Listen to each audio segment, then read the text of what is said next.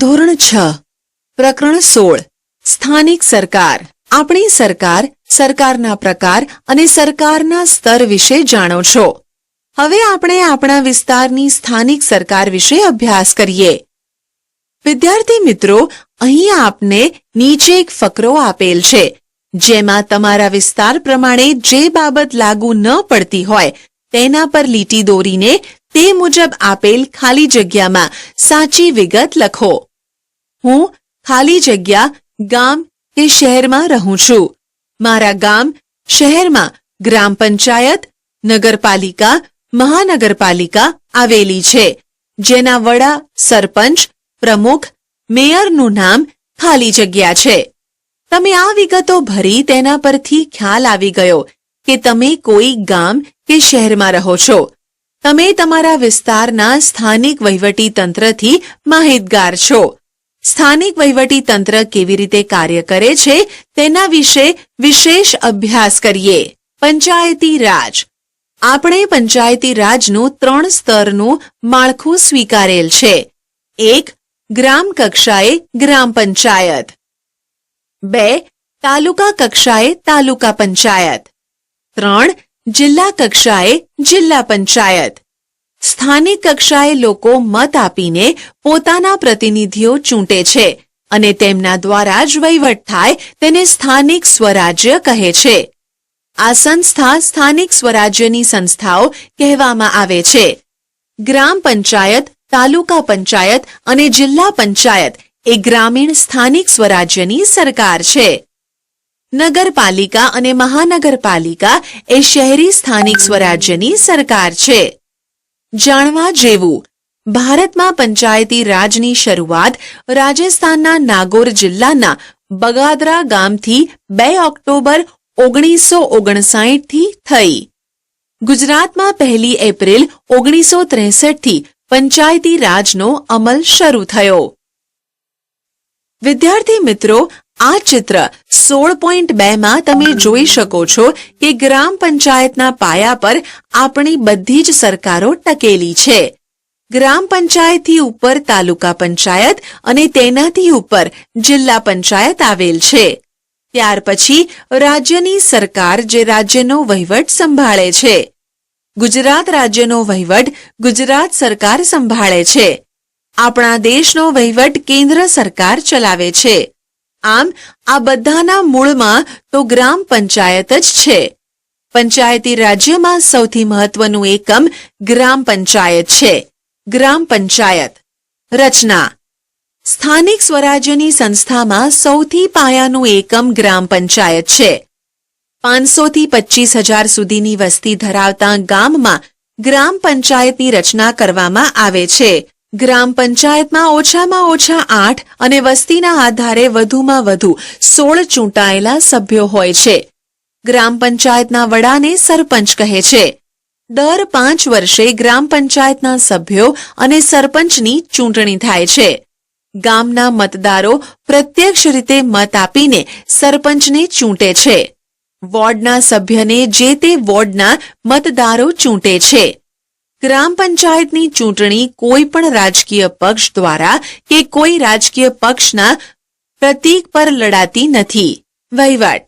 ગ્રામ પંચાયતના સરપંચ અને સભ્યો મળીને ગામના વિકાસના કામો અંગે ઠરાવો કરીને ગામના વિકાસના કામો નક્કી કરે છે. સરકાર તરફથી તલાટી કમ મંત્રીની નિમણૂક કરવામાં આવે છે. તે વહીવટી કાર્ય સંભાળે છે. કરવેરાની વસૂલાત કરે છે. ગ્રામ પંચાયતના અહેવાલ, પત્રકો અને અંદાજપત્ર તૈયાર કરી તેના હિસાબો રાખવાનું કામ કરે છે. ગ્રામ પંચાયતના કાર્યાલયને ગ્રામ સચિવાલય પણ કહેવામાં આવે છે. ગ્રામ પંચાયતની આવકના સાધનો: પાણી વેરો, સફાઈ વેરો, મિલકત વેરો, દુકાન વેરો, રાજ્ય સરકાર અને કેન્દ્ર સરકાર તરફથી મળતું અનુદાન. કાર્યો: ઘર નંબર આપવા, ઘર વપરાશ અને પીવાના પાણીની વ્યવસ્થા, ગામના રોડ રસ્તા બનાવવા, ગામના રસ્તાની સફાઈ અને ગંદા પાણીનો નિકાલ, જાહેર મિલકતની જાળવણી, ગામમાં આરોગ્ય વિષયક જાળવણી, ગામમાં દીવાબત્તી લાઇટની વ્યવસ્થા, ગામમાં પ્રાથમિક શિક્ષણ સહિત શિક્ષણ સુવિધા, જાગૃતિ અને ફેલાવો. ગ્રામ વિકાસનું આયોજન. ગામના ખેતરોના પાકની સંભાળ અને ગોચરની જાળવણી. જમીન દફતરની જાળવણી. જન્મ મરણનું રજિસ્ટર નિભાવવું. ગ્રામસભા. સામાન્ય ભાષામાં કહીએ તો ગ્રામસભા એટલે ગામના લોકોને ભેગા કરવા. ગ્રામસભા એ ગામની ધારાસભા જેવી છે. ગામમાં રહેતા પુખ્ત વયના બધા જ સભ્યો ગ્રામસભાના સભ્ય ગણાય છે. તેને ગ્રામસભામાં હાજર રહેવાનો, મત આપવાનો કે કોઈ પણ દરખાસ્ત કરવાનો અધિકાર છે.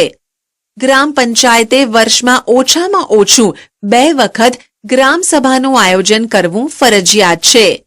ગ્રામસભાના અધ્યક્ષ સરપંચ હોય છે. અગાઉથી જાણ કરીને ગ્રામસભાની બેઠક બોલાવવામાં આવે છે, જેમાં તાલુકા અને જિલ્લા કક્ષાએથી અધિકારીઓ હાજર રહે છે, તેમજ ગામમાં ફરજ બજાવતા સરકારી કર્મચારીઓ પણ હાજર રહે છે. ગ્રામ પંચાયતે કરવાના વિકાસના કામોનો અગ્રતાક્રમ નક્કી કરવામાં આવે છે. ગામના પ્રશ્નો જેવા કે ગામના રસ્તાઓ, પીવાના પાણીની સમસ્યા, ગ્રામ સફાઈ, લાઇટની સુવિધા, શિક્ષણ અને આરોગ્યની સુવિધા વગેરેની ચર્ચા થાય છે. ગ્રામસભાના દરેક સભ્યે જાગૃત રહીને ગ્રામસભામાં અવશ્ય હાજરી આપવી જોઈએ. ગામના પ્રશ્નો અને વિકાસના કામોની ચર્ચા કરવી જોઈએ. તો જ ગામને પારદર્શક વહીવટ મળશે અને ગ્રામસભાનો ઉદ્દેશ સફળ થશે. પ્રવૃત્તિ.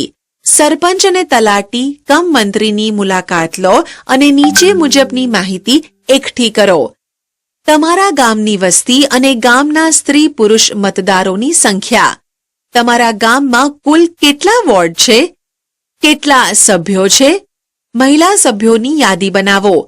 તમારા ગામની ગ્રામ પંચાયત દ્વારા કરેલા વિકાસના કાર્યોની યાદી તૈયાર કરો. જાણવા જેવું.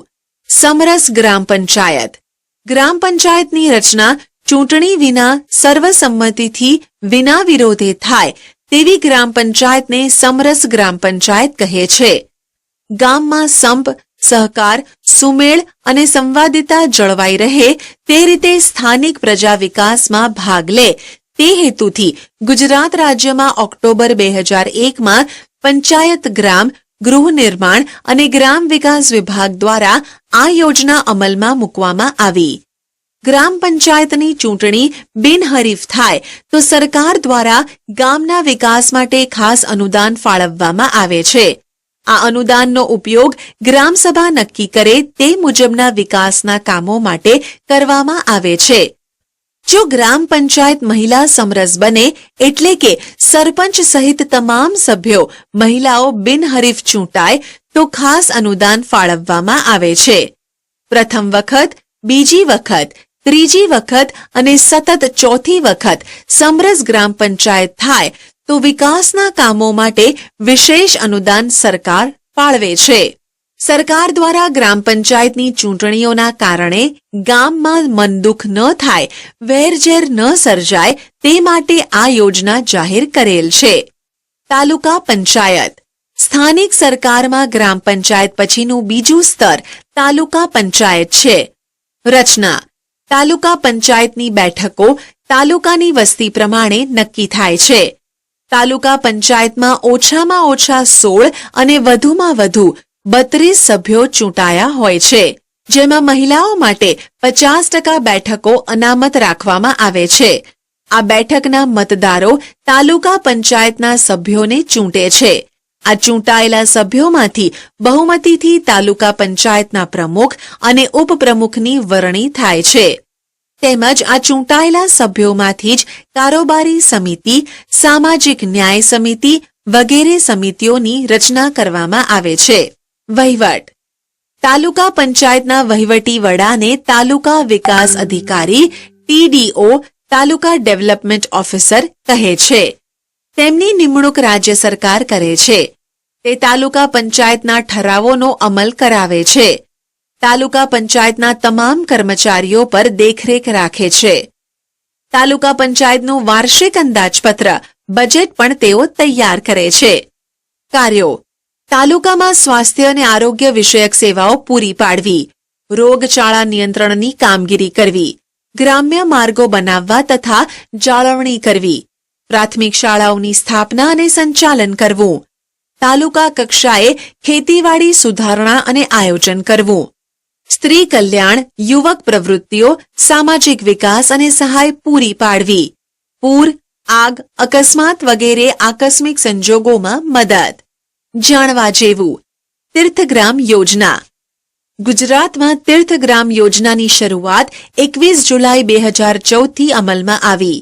આ યોજનામાં પસંદ થયેલ ગામને અનુદાન રાજ્ય સરકાર ફાળવે છે, જે માટે છેલ્લા 5 વર્ષમાં ગામમાં કોઈ પણ પ્રકારનો ગુનો નોંધાયેલ ન હોવો જોઈએ. માદક કે કેફી દ્રવ્યોનું ઉત્પાદન, વેચાણ કે સેવન થતું ન હોવું જોઈએ. ગામમાં સ્વચ્છતા જળવાવી જોઈએ. કન્યા કેળવણીનો ઊંચો દર અને અપવ્યયનો નીચો દર હોવો જોઈએ. આ ઉપરાંત અન્ય માપદંડોના આધારે તીર્થગામ પસંદ કરવામાં આવે છે, જેનો ઉદ્દેશ ગ્રામ વિસ્તારમાં રહેતા લોકો વચ્ચે પરસ્પર સદ્ભાવના વધે, એકતા જળવાય અને ભાઈચારાની ભાવના વધે. પાવનગ્રામ યોજના. તીર્થગ્રામ યોજનાની જેમ જ છેલ્લા 3 વર્ષમાં ગામમાં કોઈ ગુનો નોંધાયેલ ન હોય તેવા ગામને પાવન ગામ તરીકે પસંદ કરીને ₹1 લાખ સુધીનું અનુદાન સરકાર દ્વારા ફાળવવામાં આવે છે. શું તમારું ગામ પણ આ યોજનામાં પસંદ થાય તો તમને ગમે? અને એ માટે ગામ લોકોએ શું કરવું પડે? પ્રવૃત્તિ: તમારા તાલુકાની તાલુકા પંચાયત કચેરીની મુલાકાત લેવી. તમારા તાલુકાના તાલુકા પંચાયતના પ્રમુખ અને તાલુકા વિકાસ અધિકારી TDOના નામ લખો. તમારા વિસ્તારના તાલુકા પંચાયતના સભ્ય સાથે તાલુકા પંચાયતની રચના અને કામગીરી અંગે ચર્ચા કરો.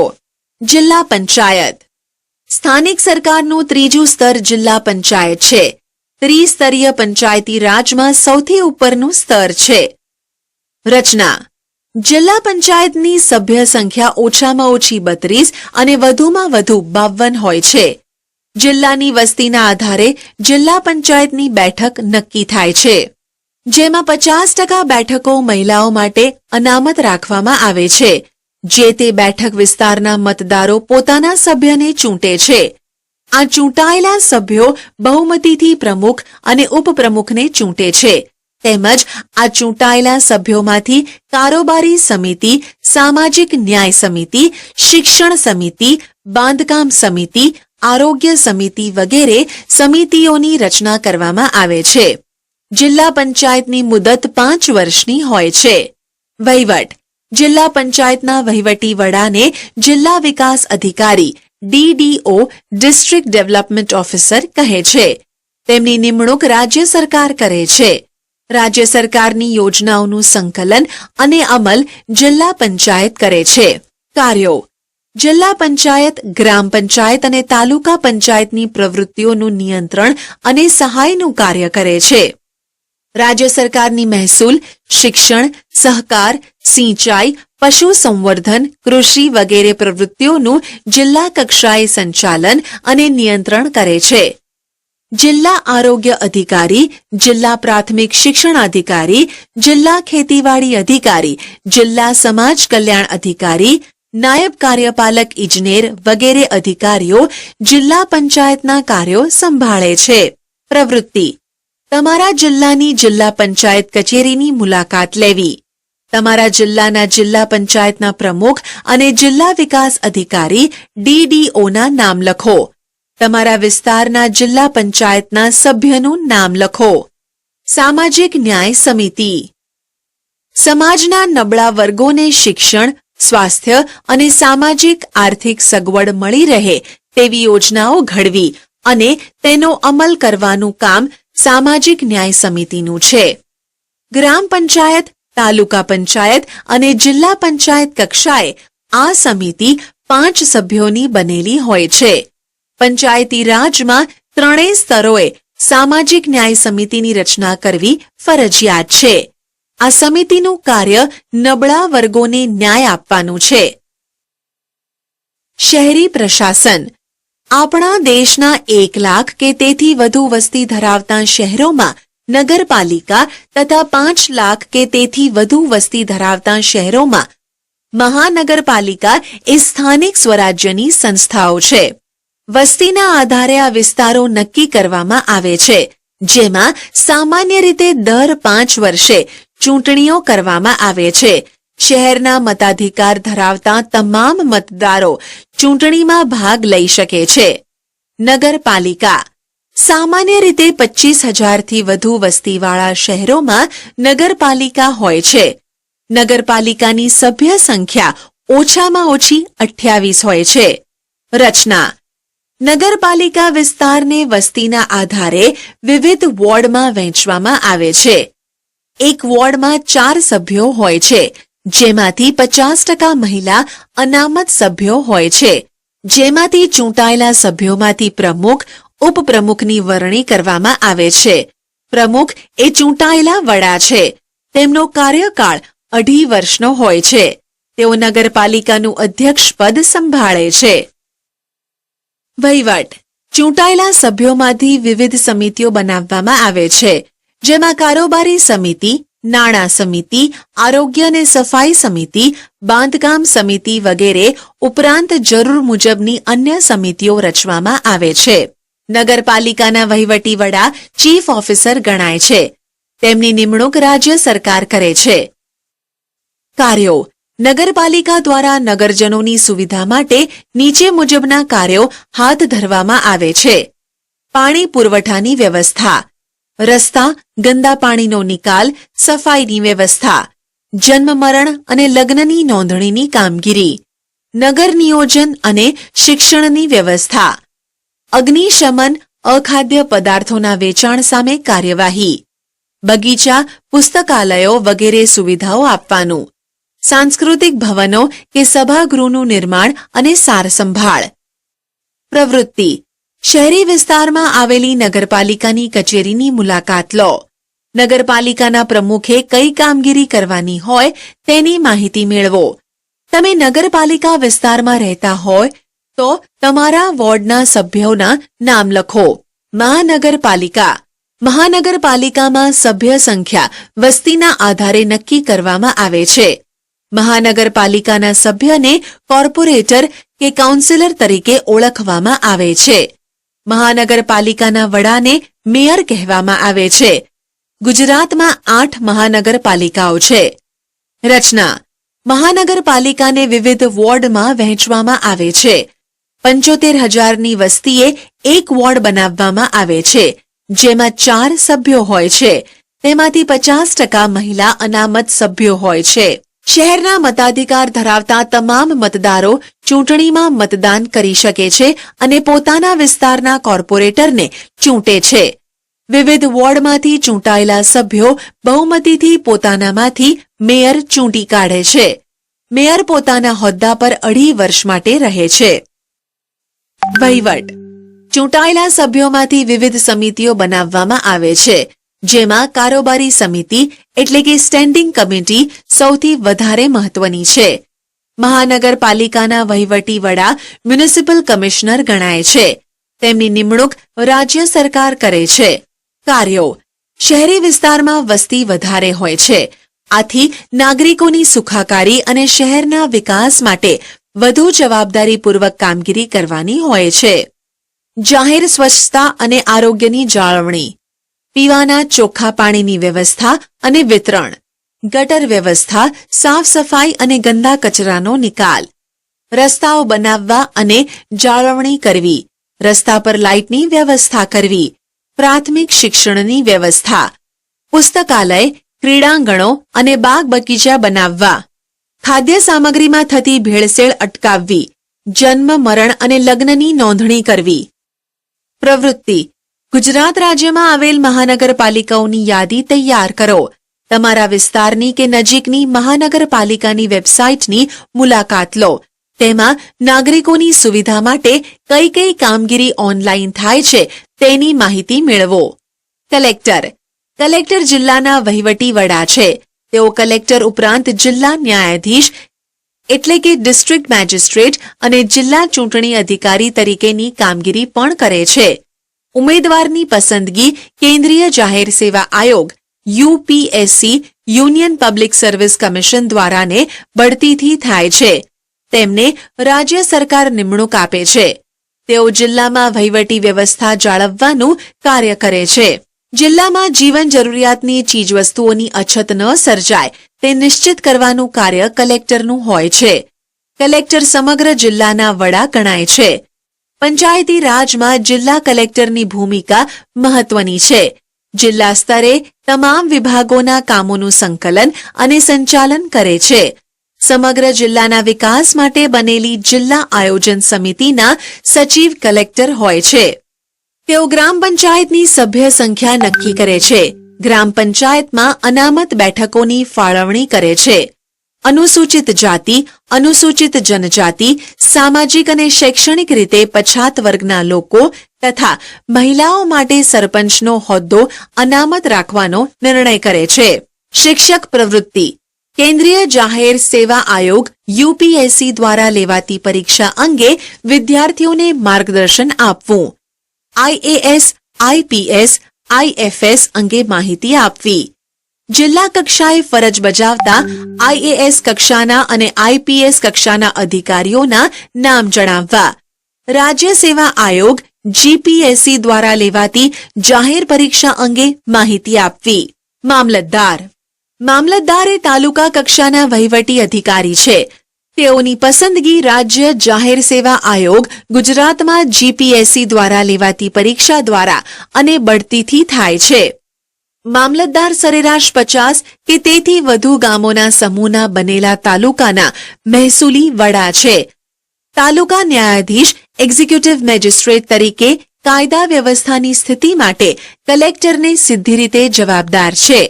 સ્થાનિક સ્વરાજ્યની ચૂંટણીઓ માટે મતદાર યાદી તૈયાર કરાવવી, ચૂંટણીઓ યોજવી, વિવિધ પ્રકારના દાખલા અને પ્રમાણપત્રો આપવા, મધ્યાહન ભોજન યોજનાનું સંચાલન તથા નિયંત્રણનું કાર્ય, કુદરતી આપત્તિઓ સમયે રાહત બચાવની કામગીરી વગેરે કાર્યો કરે છે.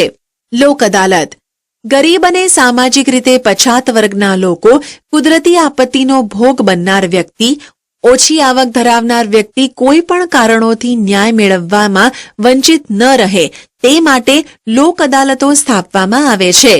બંને પક્ષો સંમત હોય તેમને લોક અદાલતમાં બોલાવવામાં આવે છે. લોક અદાલત એ તકરાર નિવારણનો શ્રેષ્ઠ વિકલ્પ છે. કોઈની ન હાર, કોઈની ન જીત એ રીતે લાંબા સમયથી મુદતો પડતી હોય એવા કેસોનો નિકાલ થાય છે. તેમાં કેસ મૂકવા માટે પક્ષકારોને કોઈ ખર્ચ કરવાનો રહેતો નથી. કોર્ટ કચેરીમાં લાંબા સમયથી પડતર રહેલા કેસોનો બંને પક્ષોને સંતોષકારક અને સમાધાનકારી રીતે ન્યાય મળે છે. વારંવાર મુદતે ધક્કા ખાતા પક્ષકારો, સાક્ષીઓ વગેરેને પડતી મુશ્કેલીઓમાંથી લોક અદાલત મુક્ત કરે છે. સમાધાન સમજૂતી શક્ય ન બને તો લોક અદાલત દ્વારા કેસો હાથ પર લઈને નિર્ણય આપે છે, જે તમામ પક્ષકારોને માન્ય રહે છે.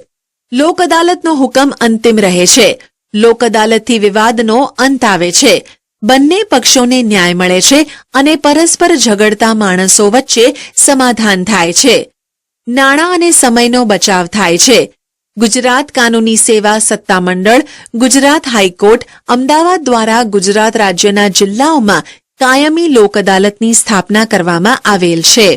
કાયમી લોક અદાલતમાં કેસ દાખલ કરવા માટે અથવા કોઈ કાર્યવાહી કરવા માટે કોર્ટ ફી ભરવાની રહેતી નથી.